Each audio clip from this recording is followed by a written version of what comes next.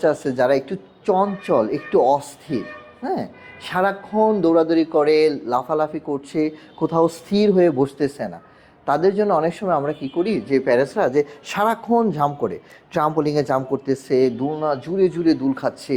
হ্যাঁ, সারাক্ষণ জিম্বল করতেছে, অনেক সময় এগুলো আমরা লিমিট করে দেওয়ার চেষ্টা করি যে ট্রাম্পোলিংয়ে প্রচুর জাম্প করে ট্রাম্পোলিংটা বাসা থেকে সরাই দিচ্ছি, জিম বলে এই জিম বলটায় প্রচুর জাম্প করে জিম বলটা বাসা থেকে সরাই দিচ্ছি, বা দোলনাতে প্রচুর দুল খায়, হ্যাঁ, দেয়ালের কর্নার টর্নার একদম ভেঙে ফেলছে, এই জন্য দোলনাটা সরাই দিচ্ছি। এই যে এই ধরনের মুভমেন্ট লিমিটেশন আমরা যারা করি, এটা কিন্তু বাচ্চার জন্য ভালো না, এটা কিন্তু হিতে বিপরীত হয়। কারণ এটা হলো ওর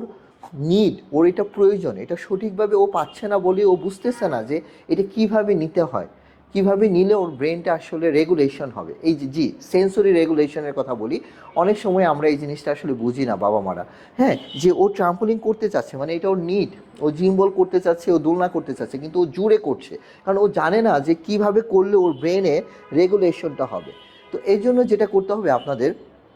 প্রতিদিন 15 থেকে 20 মিনিট সর্বনিম্ন, প্রতিদিন যদি পারেন দিনে 2 বার, সকালে একবার অথবা বিকালে একবার, 15 থেকে 20 মিনিট আপনারা ট্রাম্পোলিনটা গঠনমূলকভাবে করান,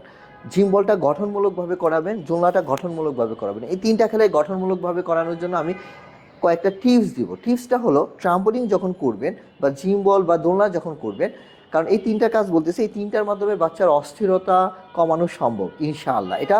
বৈজ্ঞানিকভাবে প্রমাণিত, এবং আমাদের থেরাপি সেন্টারও আমরা দেখেছি এই 3টা ইকুইপমেন্ট যদি আমরা সঠিকভাবে ব্যবহার করতে যাদের উপর পেরেছি, আলহামদুলিল্লাহ তারা অনেকটাই শান্ত, কন্ট্রোল এবং মনোযোগের বিকাশ হয়েছে, এবং অনেকেরই স্পিচ চলে আসছে ইনশাআল্লাহ।